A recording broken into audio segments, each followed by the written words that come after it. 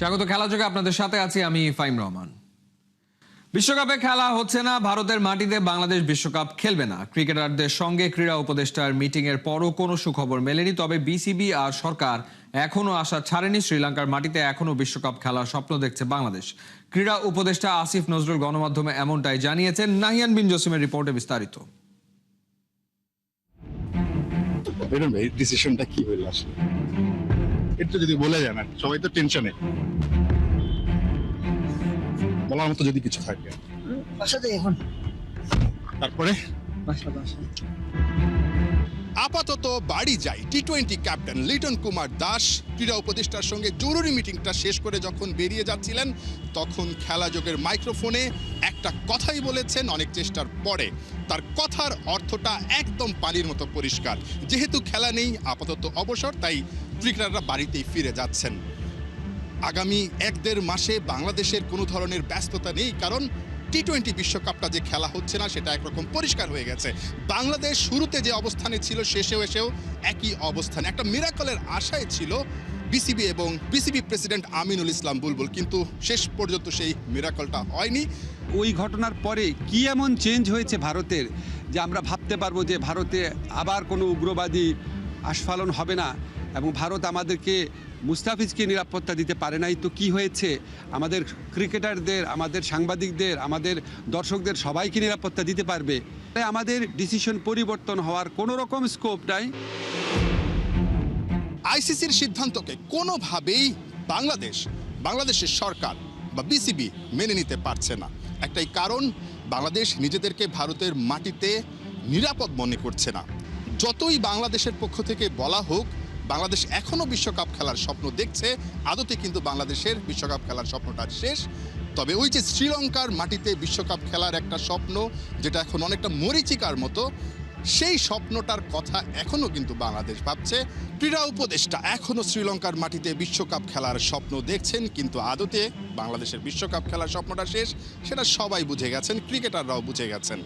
বাংলাদেশের ক্রিকেট এখন কোন পথে আগাবে সেটাও একটা বড় প্রশ্ন। ঘোর অন্ধকার সব কিছু মিলে, সেই অন্ধকার থেকে বাংলাদেশের ক্রিকেট কি আসলে আলো দেখবে? নাহিয়ান বিন জসিম, 71, ঢাকা। হারলেও বাংলাদেশ, জিতলেও বাংলাদেশ, খেললেও বাংলাদেশ, না খেললেও বাংলাদেশ। এটা সেই বাংলাদেশ যে আইসিসির আলটিমেটামকে পাত্তাই দিল না। প্রশ্ন হলো, আর কবে নিরপেক্ষ হবে বিশ্ব ক্রিকেটের নিয়ন্ত্রক সংস্থা? ভারত পাকিস্তানের দাবি মানা হয়, অথচ বাংলাদেশের বেলায় উল্টো, টাইগাররা বঞ্চিত। সাইফুল রূপকের রিপোর্ট। টাইগাররা হিংস্র, মাথা নোয়াবার নয়, মাথা নত করার পাত্র নয়। লিটনরা, বিসিবি, বাংলাদেশ সরকার, অন্তত আইসিসি এবং বিসিসিআই একটা বার্তা পেল যে তাদের চোখ রাঙানি আলটিমেটাম বাংলাদেশকে টলাতে পারেনি। অর্থাৎ বাংলাদেশ তাদের জায়গাতে, তাদের দাবিতে অনড়, স্ট্যান্ড স্টিল। অর্থাৎ এখনও সোজা সাপটা তারা বলে দিয়েছে, ভারতে নয় শ্রীলঙ্কাতেই ম্যাচ দিতে হবে। বাংলাদেশ যদি বিশ্বকাপ খেলে দ্বীপ দেশেই খেলবে। আইসিসি কবে বায়াসনেস কমাবে, অর্থাৎ আইসিসি কবে নিরপেক্ষ হবে? অন্তত এই যে বাংলাদেশের স্ট্যান্ডটা দেখার পর, শোনার পর আইসিসিকে একটু লজ্জা পাবে না? বিসিসিআই কি একটু লজ্জা পাবে না? আইসিসি তো বলা যায় না আসলে, বিসিসিআই বা ভারতীয় কর্মকর্তারাই তো আইসিসি চালায়। অনেকে তো সোশ্যাল প্ল্যাটফর্মে মজা করে বলে যে ICC, Indian cricket council, international হতে পারেনি তারা, কারণ তারা তো একটা দেশের পারপাস সার্ভ করে। অনেকেই বলছে সোশ্যাল প্ল্যাটফর্মে, নানা জায়গায়, ক্রিকেটীয় আলাপে কিন্তু এটা সবসময় বা বিভিন্ন আইসিসি ইভেন্টে এই কথাটা ফুটে ওঠে, এই কথাটা বারবার উঠে আসে। সেই জায়গাটাতে ভারতীয়রা আইসিসি চালায়, ভারতীয়রা যেটা চায় সেটাই হয়। এই ইন্ডিয়া কদিন আগে চ্যাম্পিয়ন্স ট্রফি পাকিস্তান হোস্ট করে, পাকিস্তানে তারা গেল না, তারা সব ম্যাচ দুবাইতে খেললো। দুবাইতে সব ম্যাচ খেলে সুবিধা নিল, চ্যাম্পিয়নশিপ ট্রফি নিয়ে উৎসবে মাতলো, তারা সব সুবিধা নিয়ে ট্রফিটা তারা বাগালো। আইসিসি তাদের দাবি মানে, আইসিসি পাকিস্তানের দাবি মানে, কারণ পাকিস্তান যখন বিশ্বকাপ খেলতে চায় না, অর্থাৎ টি-20 ওয়ার্ল্ড কাপে তারা শ্রীলঙ্কাতে খেলবে, তাদের ভারতে খেলা দেয়নি। অর্থাৎ ভারতের দাবি মানে, পাকিস্তানের দাবি মানে, কারণ ভারত পাকিস্তান খেলা হলে তাদের অনেক লাভ হয়, ব্যাংক অ্যাকাউন্ট ফুলে ফেঁপে ওঠে, সেটা নিয়ে তাদের অনেক চিন্তা থাকে, কারণ তাদের ওই ম্যাচগুলো দরকার।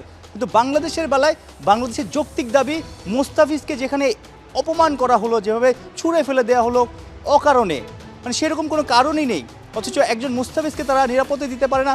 গোটা দলকে, সাংবাদিকদের, কর্মকর্তা, দর্শক, তাদেরকে নিরাপত্তা কিভাবে দেবে? অথচ আইসিসি মনে করে নিরাপত্তার ঘাটতি তেমন নেই, চাইলেই দল যেতে পারে কলকাতায়, মুম্বাইতে।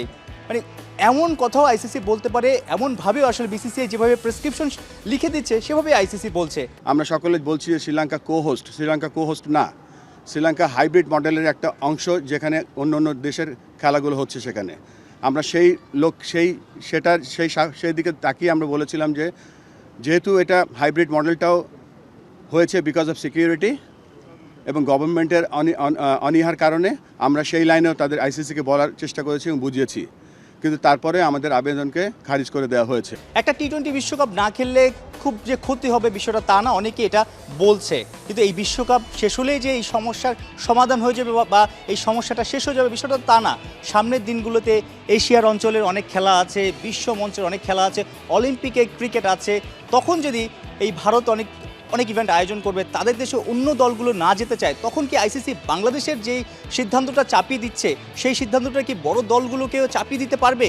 সেই সাহস কি আইসিসির আছে, বিসিসিআর আছে? বাংলাদেশের মতো একটা ক্রিকেট লাভিং কান্ট্রি যদি মিস করে, আইসিসি বড় একটা মিস করবে। যেখানে ক্রিকেট বড় হচ্ছে, ক্রিকেট অলিম্পিকে যাচ্ছে 28-এ, 32-এ ব্রিসবেন হোস্ট করছে, 36-এ ইন্ডিয়া অলিম্পিক বিট করছে, কমনওয়েলথ গেমস তারা বিট করছে। সেখানে যদি এরকম একটা জনবহুল ক্রিকেট লাভিং কান্ট্রি যদি না যায়, এটা মনে হচ্ছে যে হোস্ট কান্ট্রির জন্য এটা ব্যর্থতা।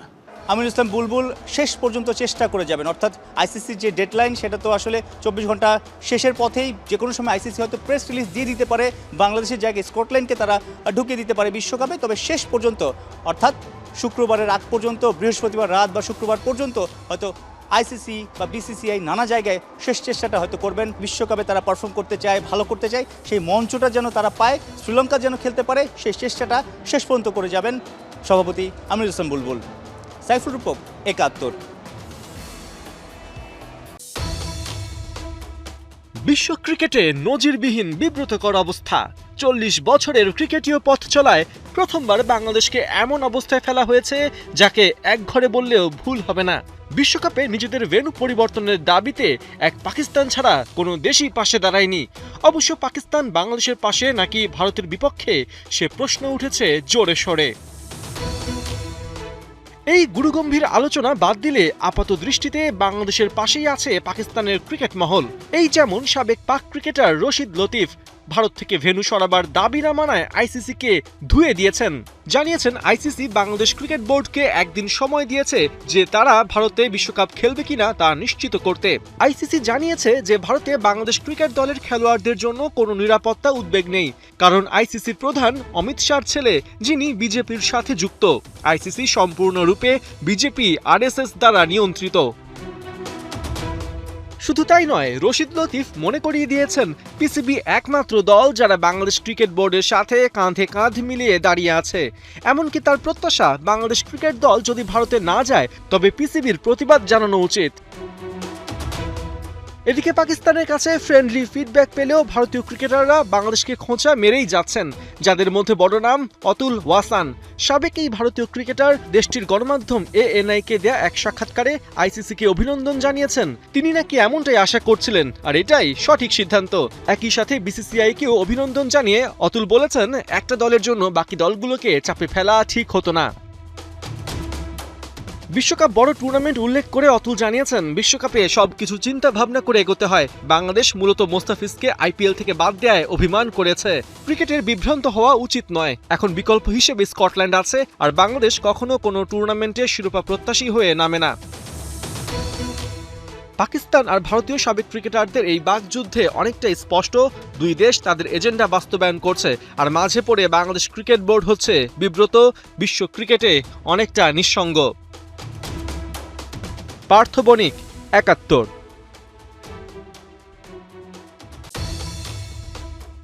বিপিএলের শেষ ম্যাচে মাঠে নামার আগে চট্টগ্রাম রয়্যালসের পেসার শরীফুল ইসলামের চোখে মুখে আত্মবিশ্বাসের ছাপ।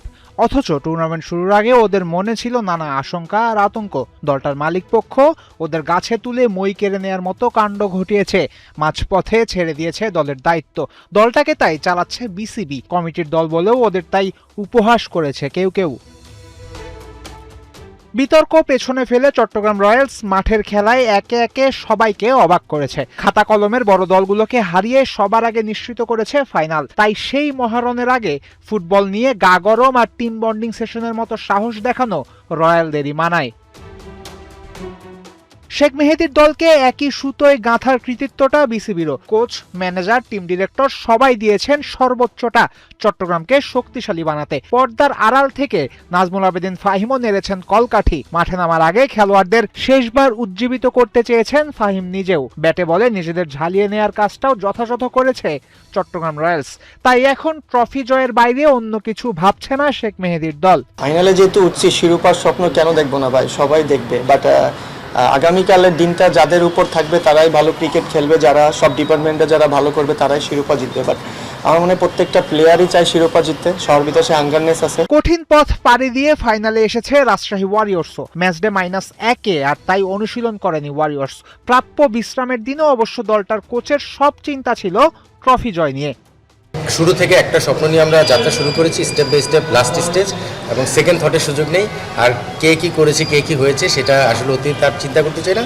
নতুন দিন, নতুনভাবে একটা ম্যাচ খেলতে চাই। স্বাভাবিকভাবে চ্যাম্পিয়নশিপের যে লক্ষ্য, সেই দিনটা সামনে ট্রফি উঁচিয়ে উন্মোচন করতে চাই।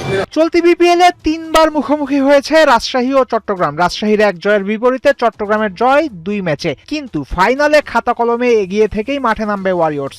তাই পিচটা বড় ভূমিকা রাখবে। এখনো পর্যন্ত বড় রান দিতে ব্যর্থ মিরপুরের পিচে ফাইনালে পরিবর্তন চান রাজশাহীর কোচ। গতকালকে আমরা যে ম্যাচটা খেললাম, সেই উইকেটটা কিন্তু আপনি যদি দেখেন, এই উইকেটে কিন্তু এর আগের দিনও আমরা দেখেছি 2টা 100 হয়েছিল। গতকালকের ম্যাচও কিন্তু যথেষ্ট ভালো উইকেটই মনে হয়েছে এবং ফাইটিং স্কোরই ছিল 160+। স্বাভাবিকভাবেই আগামীকালকে নতুন একটা উইকেটে খেলা হবে, আমি যতটুকু জানি একদম ফ্রেশ উইকেট। সো আশা করছি যে গতকালকের উইকেটটা যেমন ছিল বা যে ধরনের উইকেট আমরা দেখেছি ওই ম্যাচগুলো যেখানে 100 হয়েছে, সেখানে ওই ধরনের একটা উইকেটই প্রত্যাশা করছি। বিপিএল এর সেরা 2 দলই এসেছে ফাইনালে। স্বাভাবিকভাবেই শুক্রবার ভরে যাবে মিরপুরের গ্যালারি। বিপিএল ট্রফি জয়ের জন্য 2 দলের 22 ক্রিকেটার মাঠে দেবেন নিজেদের সবই। কিন্তু ফাইনালের আগের দিনও হদিস নাই ট্রফির। সেটার সাথে হয়নি ক্যাপ্টেনদের ফটো সেশন। আদৌ দুবাই থেকে বাংলাদেশে এসেছে কিনা ট্রফি, ক্রিকেটের আরো অনেক ডামাডোলের ভেতর এখনো তার নাই কোনো খোঁজ খবর। ফয়সাল হাবিব, 71।